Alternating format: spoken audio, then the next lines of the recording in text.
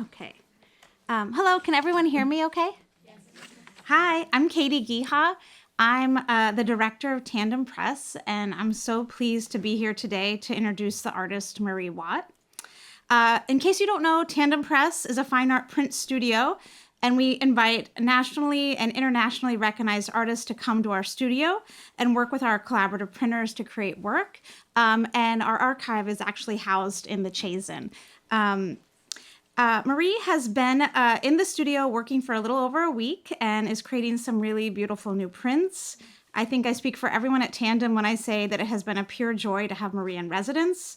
Her enthusiasm, intelligence, curiosity, and kindness are all infectious. And I think it's really fitting that Madison's spring weather finally arrived during her stay. Marie Watt is an artist and citizen of the Seneca Nation with German-Scot ancestry, which informs her work and process deeply. Her layered and complex influences include Indigenous knowledge and Iroquois proto-feminism, the matriarchal structures of certain Native American nations, the rise of social activism throughout the 20th century, and the anti-war and anti-hate content of the 1960s and 1970s music scene.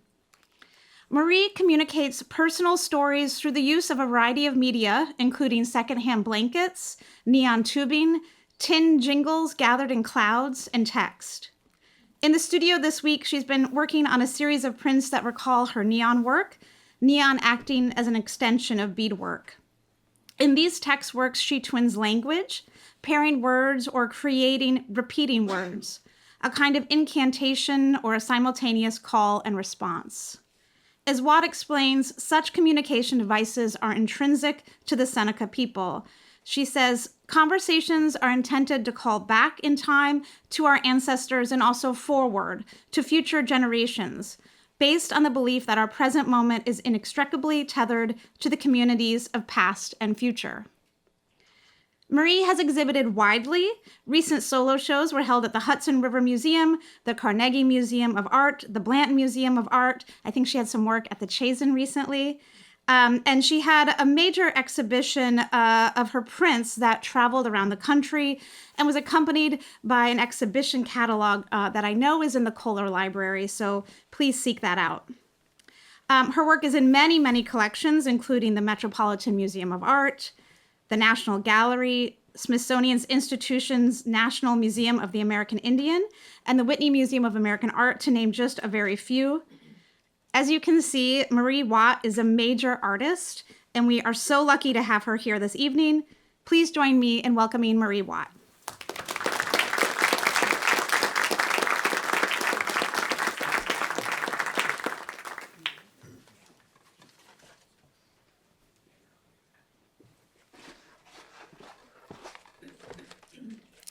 Katie, I don't have to do a lecture anymore. Thank you for that nice introduction. All right. I wanted to start by just giving a shout out and remembrance to Truman Lowe, whose work is on the left. For those of you who don't know Truman, this is he.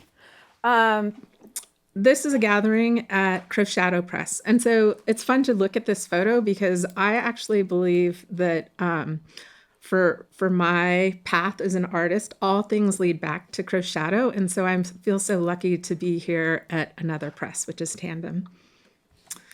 So I started working with blankets around 2003. And I should share that I was trained as a painter and printmaker.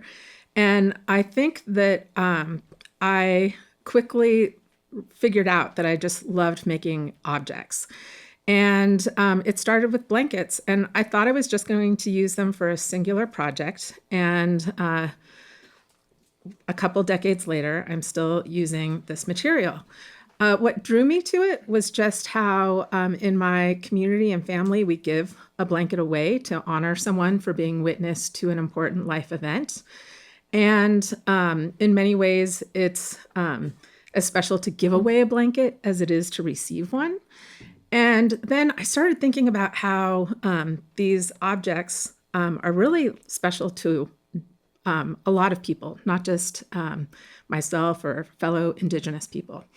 And one of the things I started thinking about is how we're received in a blanket, and in many ways, we're constantly imprinting on this object until we depart in a blanket. This is an early installation in 2006 called Blanket Stories Ladder that was installed at the Museum of the Museum of Contemporary Native Art. And in it, I started experimenting with bronze. And one of the things that just struck me with bronze was I know it's a different kind of bronzing, but I think it's very interesting that people historically in our country have like bronzed baby shoes, right? Because it's just this moment in time of a child's presence, and yet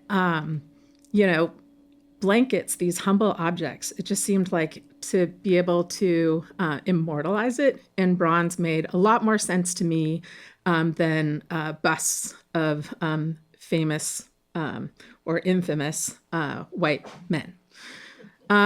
In the foreground, you'll see that I started also experimenting around this time with reclaimed wood and also CNC scanning and carving technology.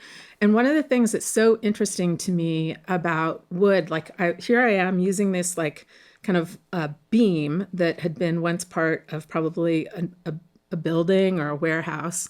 And you can see that that little round darkened area toward the bottom is like where there's still some lodged rebar in it. But one of the things that's so interesting to me about using reclaimed wood is that once it's carved, it still like kind of yields sap. And so and the other thing that wood does is it checks. And checking is that kind of cracking that you see. And like to me, that's sort of an expression of that material's breath, like it's breathing. And that's one of the reasons why it's kind of expanding and contracting. And I guess like one thing that is true of the work that I do is I'm really drawn to materials and sort of listening to their stories. And it's probably why I continue to work with blankets today. So I wanted to really quickly introduce you to my parents, who I've affectionately referred to as my roadies. My mom grew up on the Seneca Reservation in Western New York. And my dad grew up in Wyoming. And one of the things that I realized with the blankets is that, people would come up to me and they'd say, "Oh, I used to have a blanket like that," and then kind of launch into story. And so very quickly in my process, I started to invite people to contribute a blanket and blanket story in exchange for a little print. And when I started, it was something called a GoCo print, which is adjacent to a little silkscreen print, but much easier to print. And more recently, I have moved toward something called pressure prints. And remind me, when this lecture is over, I actually brought some pressure prints for people to take home today if you'd like, and/or some stickers.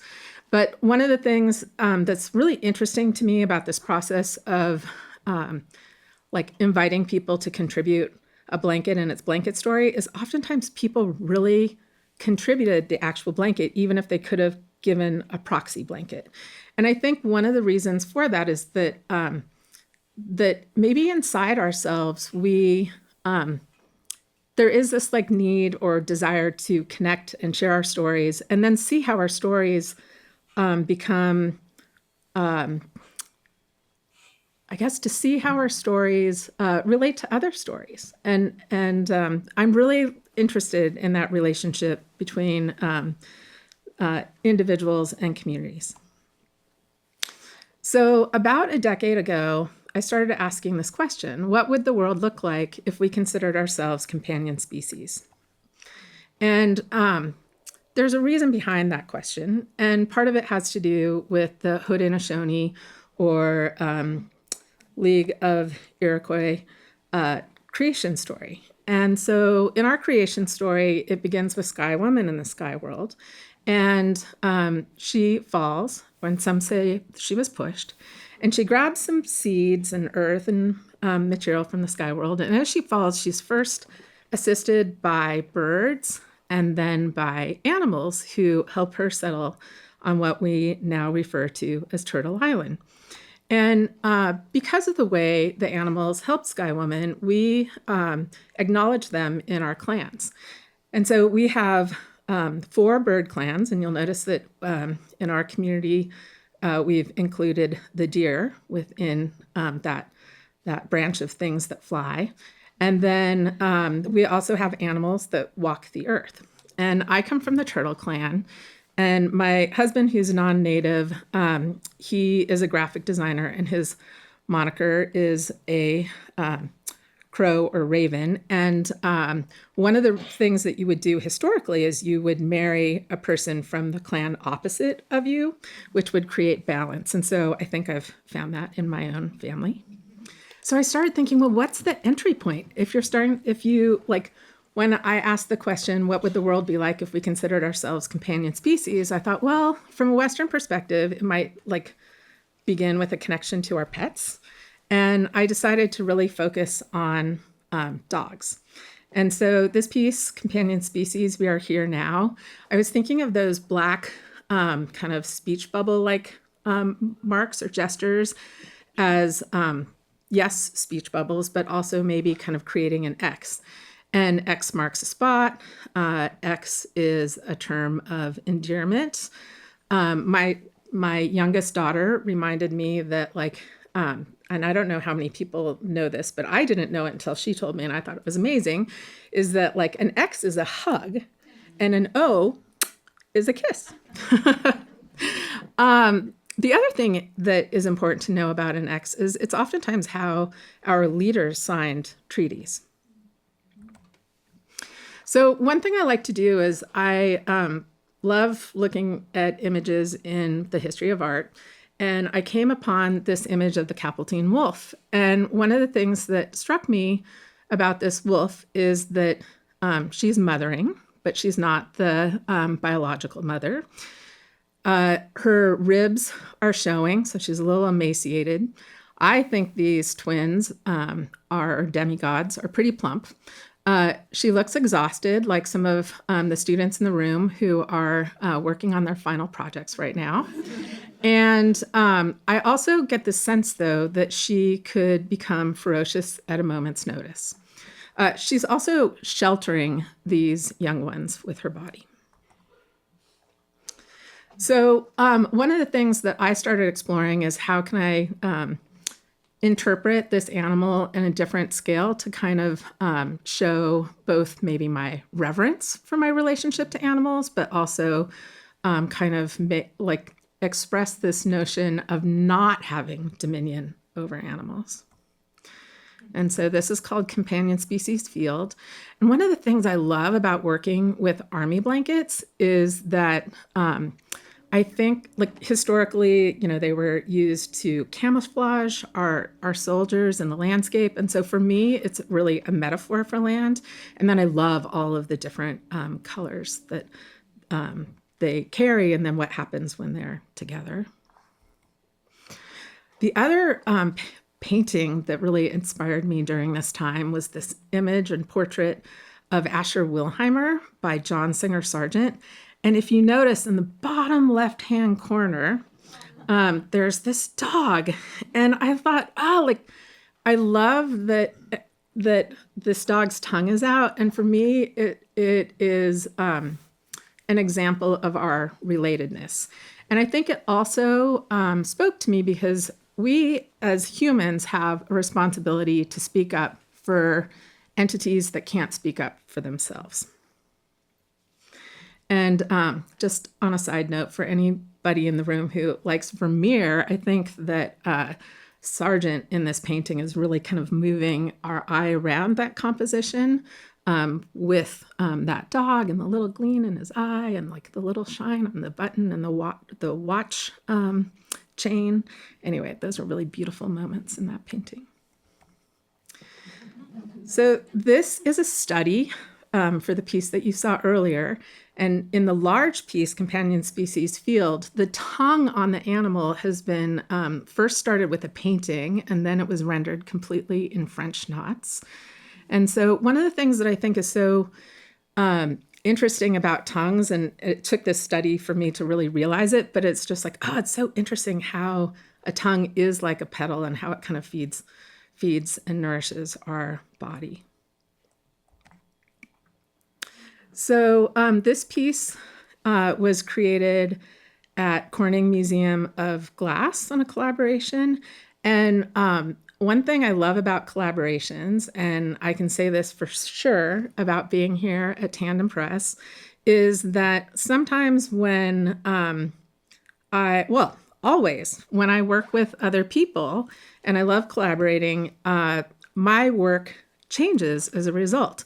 And I had this like idea for a long time to make this a large canine. And I kind of shared some of my interests behind this idea, some of which you've heard. And the lead gaffer, his name was Jeff Mack, and he said, "Oh, I can do that." And so, I had this drawing, and then he helped convert it into the sculpture. And that inspired this awkward little clay study, but it also led to this large piece. And this piece is called Companion Species Underbelly, and it is made out of aromatic cedar.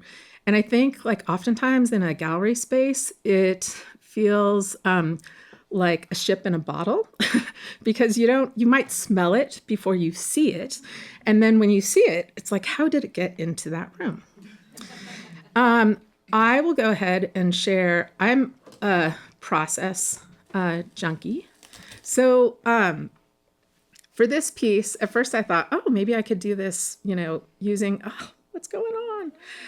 Using CNC scanning and carving technology. And that was going to be too expensive. So the way it was created, and I'm so sorry, y'all, because I've like shared that like actually process is a special, it's like a special part of the work.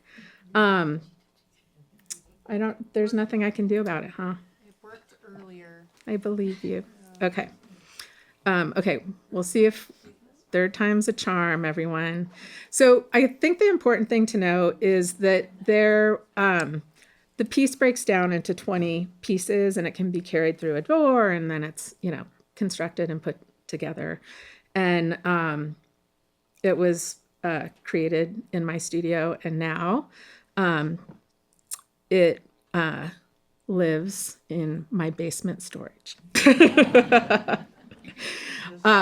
I think it's really, I say that with a lot of love, because I think as artists, and there are many amazing artists in this room, and it's quite an honor to be in your company. I think as artists, like, we're just compelled to make what we want to make and what we need to make. And sometimes it means storing a 1.5 ton canine in your basement. All right. So, as you can tell now, I've really been obsessed with this notion, or maybe you can't tell, did I say it? Like, I'm obsessed with this notion of mothering, and like, what is a mother? And, for me, I'm interested in that word partly because I come from a matrilineal society. I am a mother. I also around this time was listening to the song "What's Going On" by Marvin Gaye. And one of the things that I learned in researching this song is that, it was originally penned by Obie Benson of the Four Tops. And Benson was actually not driving by, he was on a bus. And he was kind of riding by this protest at People's Park in Berkeley. And he saw this kind of scuffle between a police and a protester. And he started writing the lyrics to this song. And I think one of the things that struck me about it is that I started thinking about what was happening. Actually, I'm going to go back to this image really quickly, but I started thinking about all of the things that are happening around this time, 1969, 1970, 1971. There is the civil rights movement, the assassination of Dr. Martin Luther King, the occupation by the American Indian movement of Alcatraz. And then fast forward, we have the Dakota Access Pipeline protests. We have climate change protests, and we also have the Black Lives Matters movement, and specifically, the murders of Trayvon Martin, Breonna Taylor, and George Floyd. So I see parallels between what was happening then in 1970 and fast forward to this moment.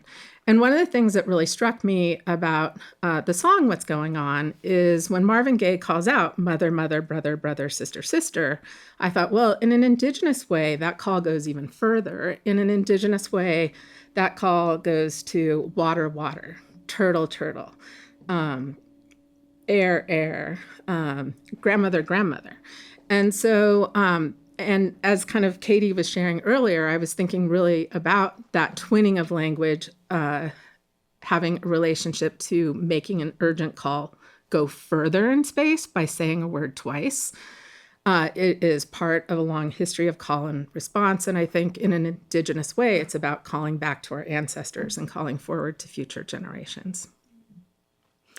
So I'm going to go back a little, and I wanted to talk about my interest in the jingle dress dance and jingles. So around 2012, I was invited to do a residency at the Denver Art Museum. And one aspect of my collaborative process is hosting open to the community sewing circles. And I think they started in about 2003. And I like to say, I'll feed you, you can come and go as you wish, no sewing experience necessary, bring friends. And again, I thought I just was doing it for this 1 year, thinking of it more like a barn raising when many hands make light work. And then I realized that really the thing that drives the sewing circles for me is not really what is made, but it's not about a physical object as much as it is about the relationships and the conversations and the storytelling that happens. And one of the things that does happen in a sewing circle is when your eyes are diverted and you're working with something as familiar with cloth, stories just flow. So I was invited to do a project at the Denver Art Museum, and I knew I was coming back to host a sewing circle that would be in conjunction with their annual powwow. And during a sewing circle that was inside the museum, I had met a couple of young women who were powwow dancers, and they told me about their dances. And one was a fancy shawl dancer, and the other was a jingle dress dancer. And I'm not a powwow dancer. I am a respectful observer. I like going to powwows. I love the sound of the drums. I love the color of the regalia and watching the dances. And so one of the things that I learned about the jingle dress dance is that it is a dance that started during a pandemic. And it was the pandemic of 1917, and it was influenza. And during this pandemic, in an Anishinaabe community, there was a very sick child, and her grandfather was a medicine person. And he had this dream. And in this dream, he was instructed to connect 10 jingles to a dress. And then the dress was going to be danced by women in the community around the sick child. And it was believed that the healing sound, or excuse me, I should say it was believed that the sound created from the jingles would make this healing sound. And we can assume that the medicine worked because then the jingle dress dance was shared with other communities, and it's still danced today at powwows. So the story has affected my work in a lot of different ways, but I started working with jingles in around this time, around 2013 or 14. It honestly, I look at this piece, and a little behind the scenes story for you all is that the jingles that are assembled there, they weren't initially assembled to the whole cloth, and they were so heavy that the piece I thought I was going to present in the show, it couldn't happen because I didn't have a way to make it work. It was just the weight of those jingles, just pulled everything else down. But one of the things that that I did when I was making this piece is I realized that a lot of historically I had to this moment hung pieces close to the wall, and my work had to come away from the wall in order for the jingles to feel like they could make a sound. And one of the things that I learned in that moment is that then the blankets also got to be more true to their nature. And so for me, it was like a kind of a big change and move in my work. So one of the things that I also realized is that people wanted to touch the work, which I have to say, like I feel like art in my ideal universe is something you can touch, it's something you can hear. It is it has color, and so I actually really loved that people wanted to touch the work, but it didn't mean that institutions were going to allow that to happen. So we'll circle back to my eventual solution with that.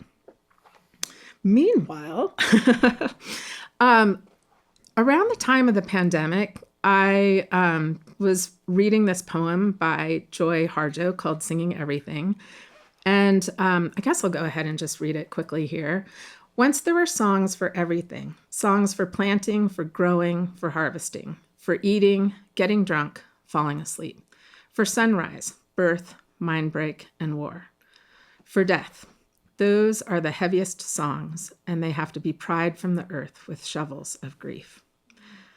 Now all we hear are falling in love songs and falling apart after falling in love songs. The earth is leaning sideways, and a song is emerging from the floods and fires.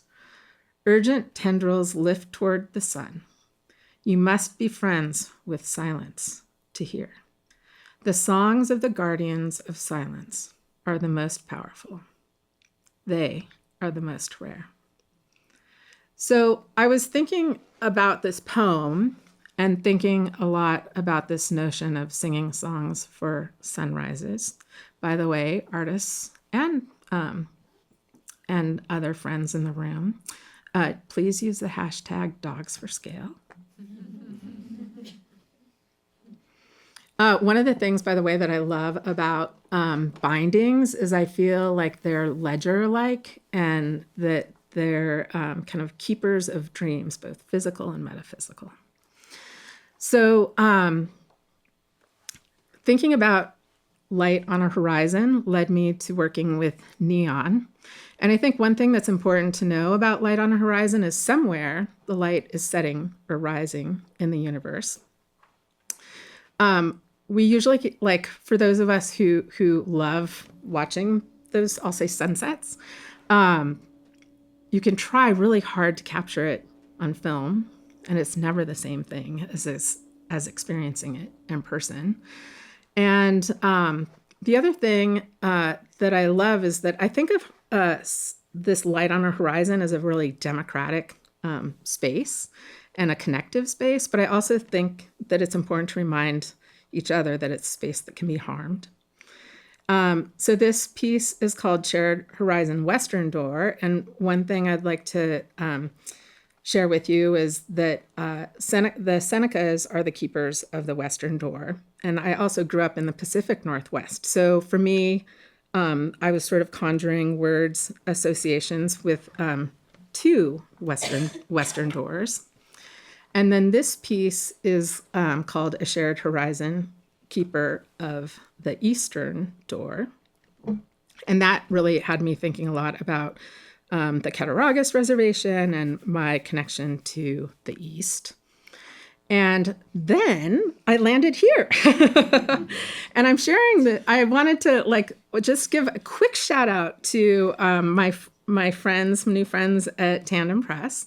And so there's Mishka and Sona, and I'm remembering everybody's names. Tara Lynn and Christy is not pictured. Christy, you weren't here for photo day.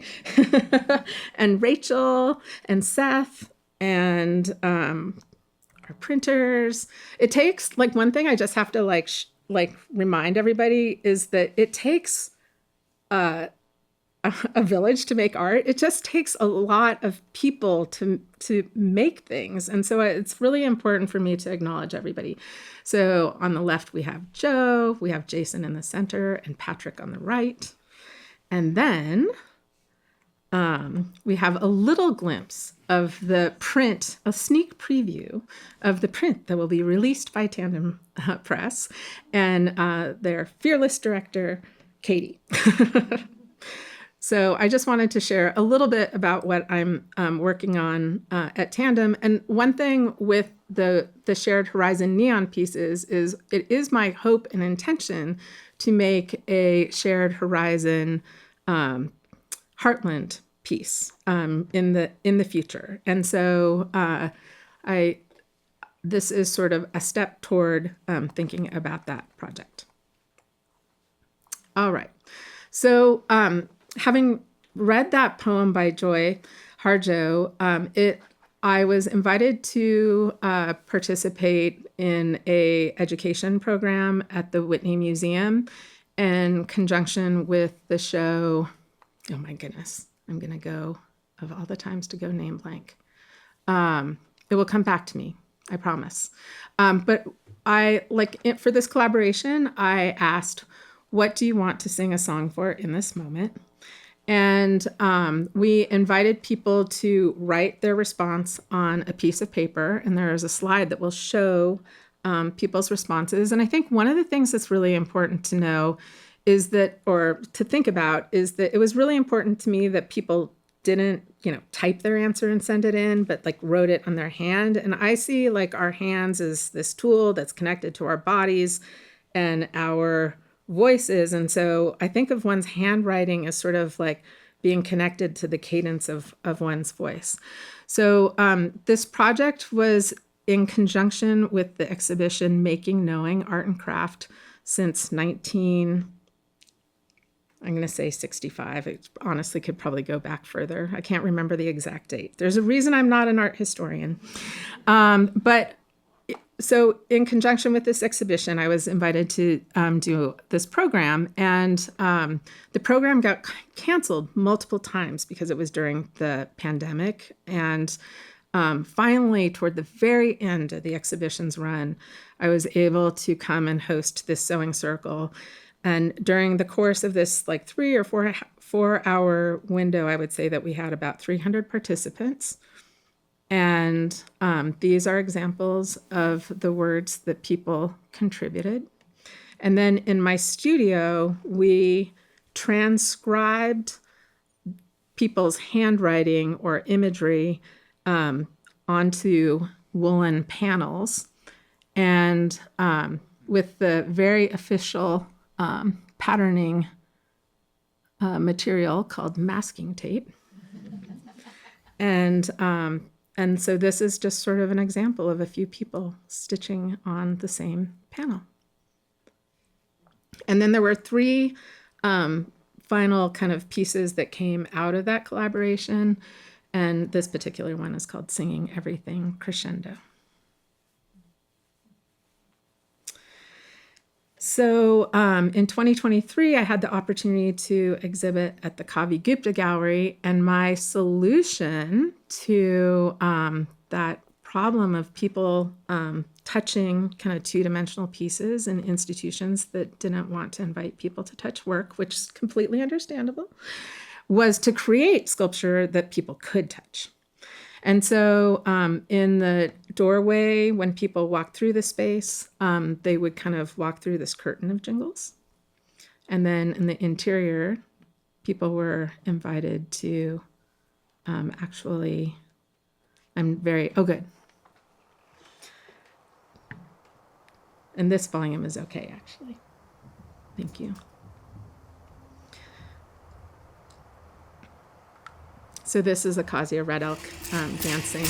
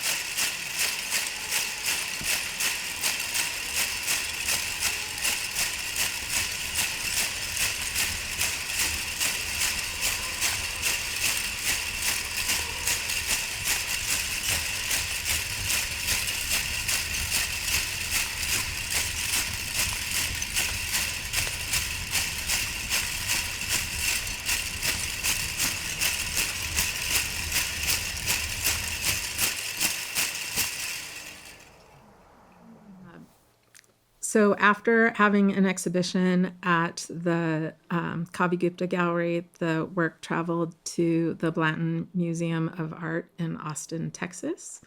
And here I negotiated with the museum to ensure that people would be able to touch and interact with the pieces. And then I've also invited dancers to engage with the pieces as well as musicians. Katie shared a little bit that I see this like connection between beadwork and neon. And these are these vintage Italian beads that I found that like when I use them, one of the things that I love about them is they remind me of the beadwork in traditional Seneca beadwork and whimsies. So I started to think about what would it be like if I created a neon sign that said Turtle Island, and this is me trying to be part of that sign. And one of the things I'm really interested about the phrase Turtle Island is that I'm sort of like the idea of putting it out in the world and like not necessarily explaining what Turtle Island is and inviting people to see it in a publicly facing space and then to have a conversation with it. And this is let's see, do I touch the bar? I'm like, so, okay. So I'll talk a little bit about this project, but I had the opportunity through this exhibition called Through Converge 45 to create a large scale neon piece. And I thought it was going to go outside, and we kept looking for sites. And then all of the exterior options sort of fell through. And so suddenly it became an indoor piece. And I thought it would be very easy to pivot and create something indoors with the same sort of composition that I had originally considered. And little did I know that wasn't going to be possible just because of my own intentions. And so before, the sky would have kind of like been this backdrop for the neon piece, and the piece would have been in conversation with the river and pedestrians and the hill and the animals and birds. And in this particular case, suddenly we're in an interior.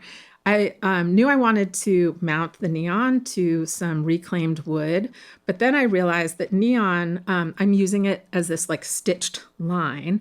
And so wherever there's a drop, there's a black mark. And so if I had put the neon directly on wood, the challenge was going to be that you would all of a sudden part of the aesthetic would be this orange, black, orange, black, orange, black. And so it wouldn't have really it wouldn't have communicated the way I wanted it to.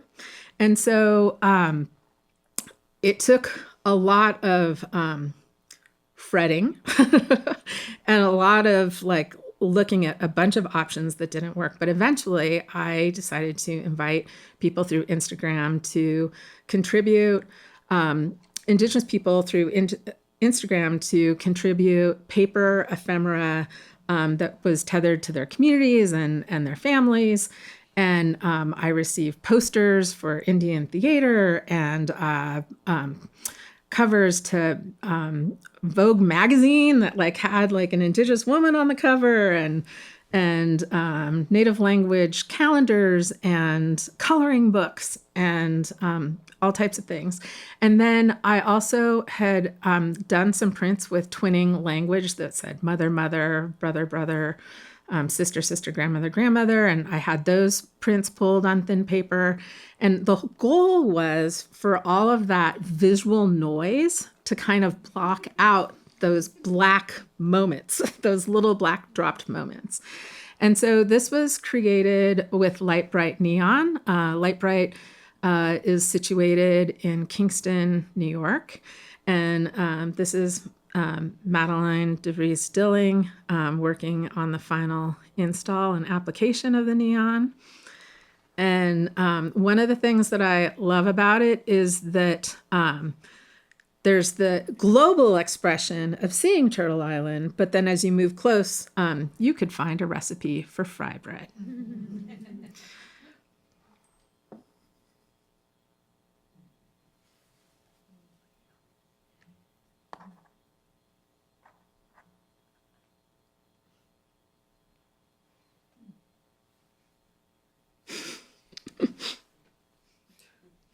Ta-da!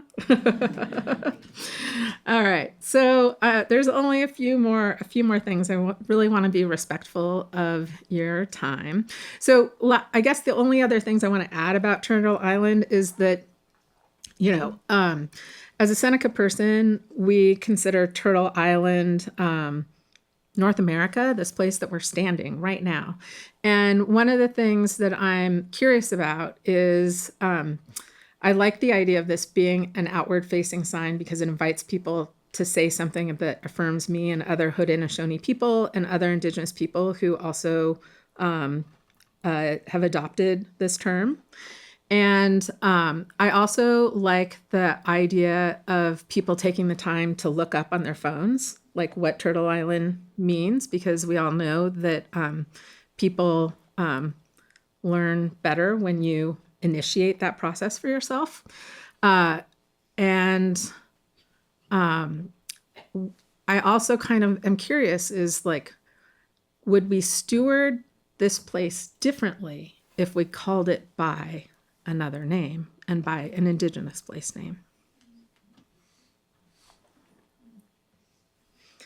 I started experimenting with thinking about how I could present jingles in a way that they weren't dependent on hanging from a ceiling.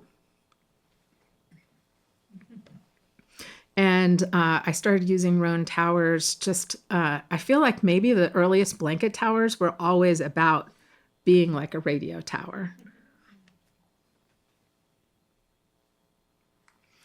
This is a piece called Placeholder, and it actually has the text on it, beaded and cleared beads, and it says Ephemeral Monument.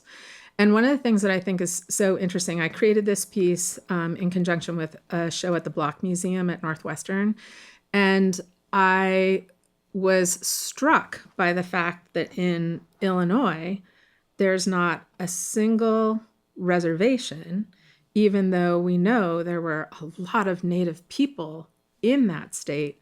And part of the reason for that is what makes Wisconsin so great, which is like there's so much water, right? There's all these lakes and they're kind of and rivers, and they're sort of like the super highway for our communities. And so there's a writer named John Lowe who wrote a book about the Potawatomi, and he talked about the Indigenous people in Chicago are an ephemeral monument to this the communities that have long been in this space. This piece I've included especially for the printers I'm working with at Tandem. This piece is called Placeholder, and sacrifice, duty, and devotion actually relate to the word heroic. And I think it's so interesting because blankets actually play a heroic role in our lives, but I was also really, this is sort of my tongue-cheek and very serious argument about this kind of Indigenous contribution to the history of painting that actually begins with blankets. And so it's a direct kind of conversation with Barnett Newman. This piece is called Placeholder Hide.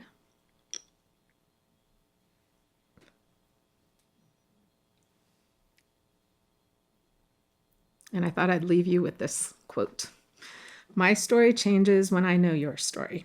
And it's by Gordon Bettles, who is Klamath and the retired steward of the University of Oregon's Many Nations Longhouse. It has been a pleasure to share with you this evening, and I am open to taking questions. Thank you.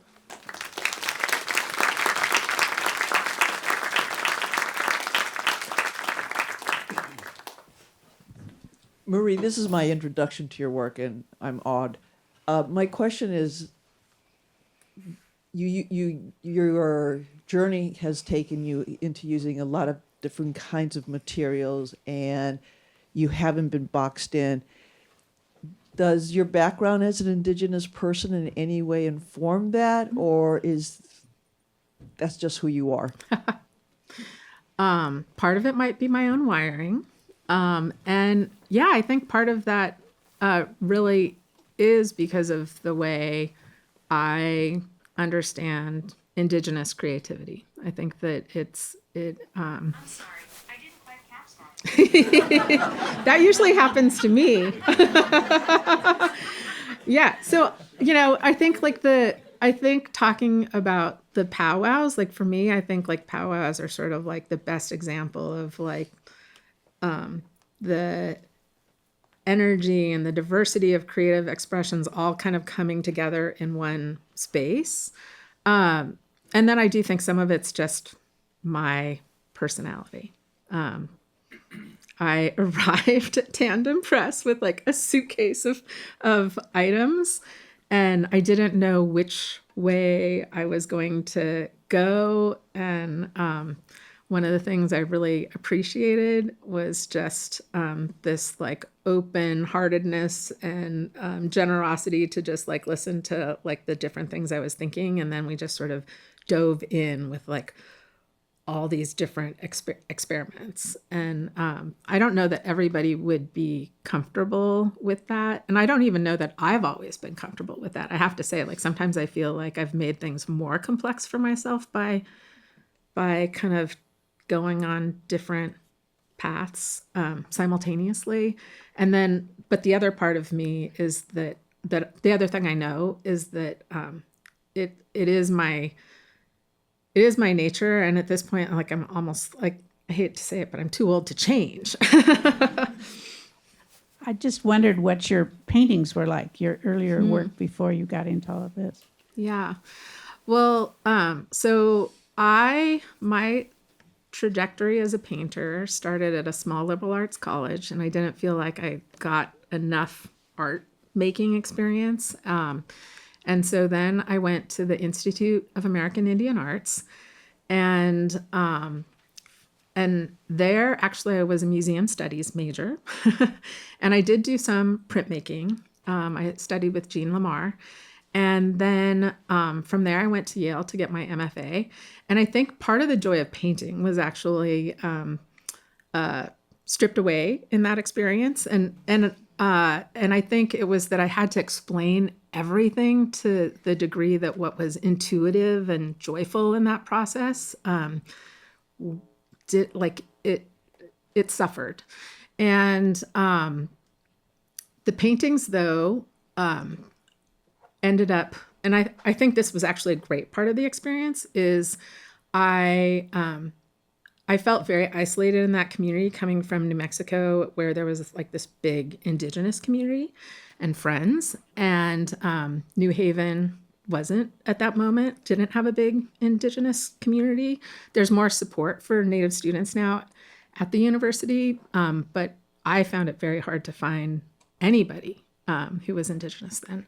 And so I started working with corn husks, and I was really interested. And corn is one of the, we call corn, corn is one of the three sisters with beans and squash.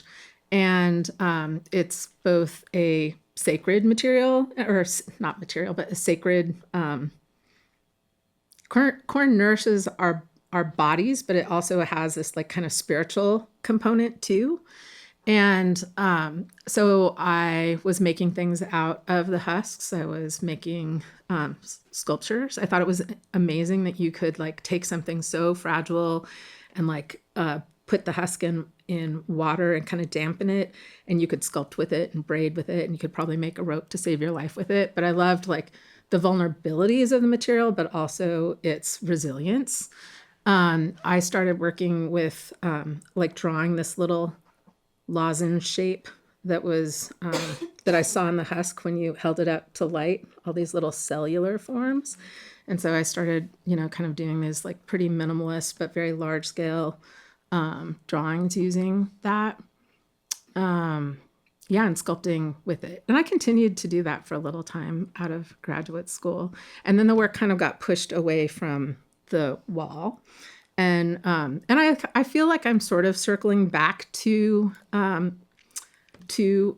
paint.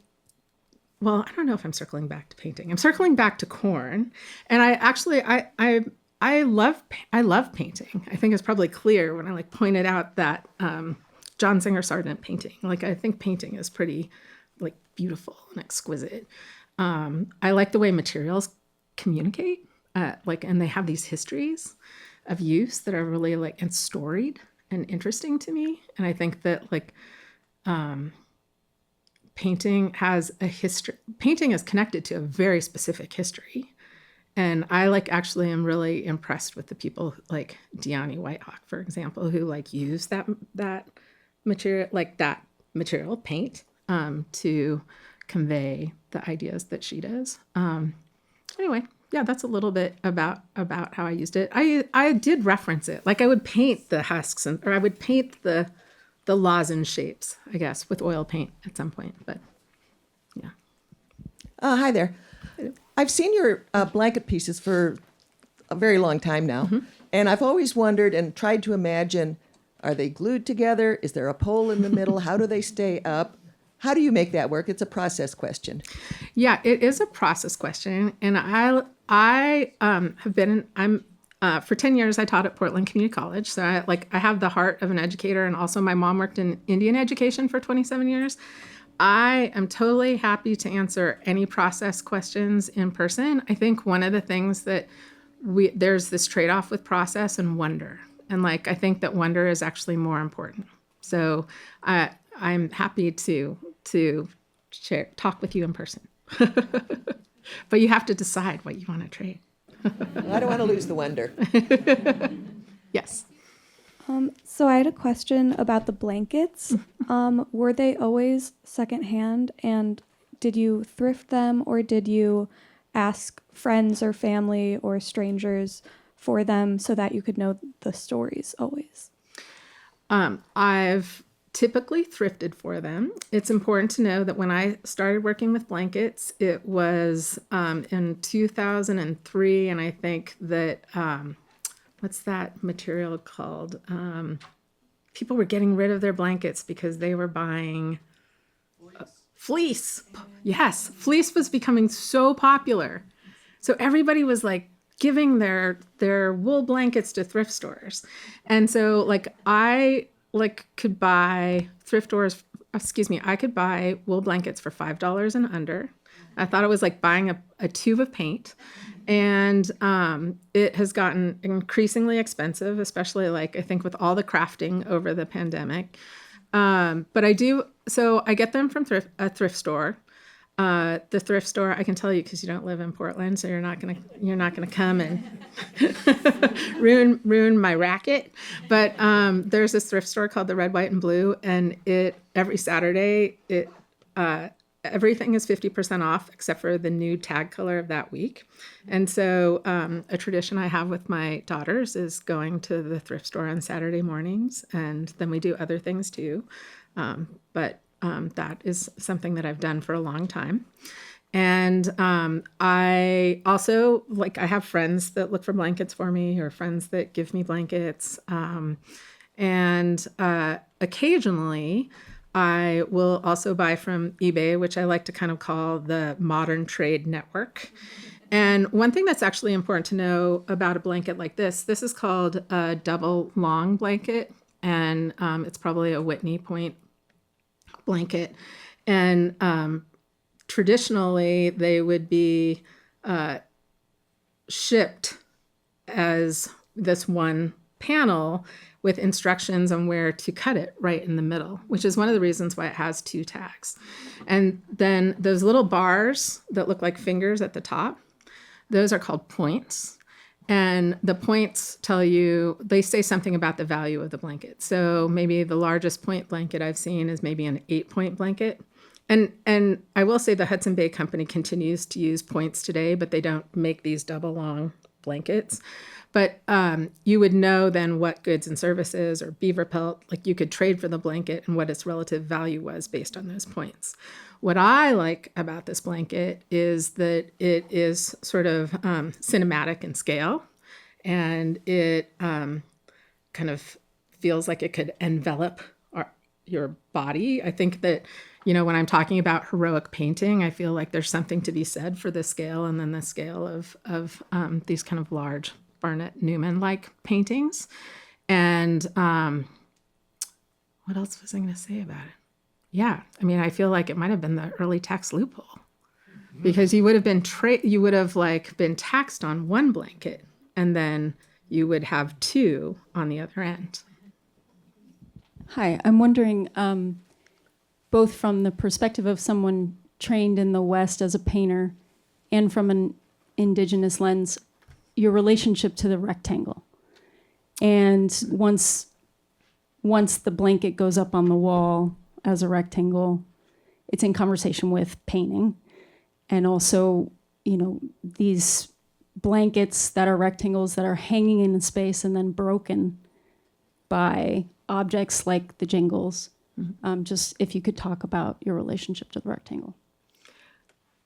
Yeah, I love that question. I mean, one thing that's kind of interesting is I don't think of blankets as rectangular, but they are, but I will say that they take on the shapes of the bodies that inhabit them. And so they're very pelt-like. And I remember really early on when I started this project, and really the first goal was to create this sculpture of folded and stacked blankets. And I think I had this assumption that I would be able to get pretty tall with it. And eventually, it's kind of kicks out and does this falling down thing that I captured on film. And I realized, blankets just aren't square. So I don't completely see it as a rectangle that's equal to that in painting. And I kind of think of a rectangle in painting as a window, right? So it's really rigid and kind of architectural. And whereas this is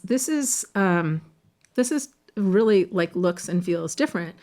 With that said, I do want it to be in conversation with painting. I think that there's a lot of materials that are really important in our communities that have been sort of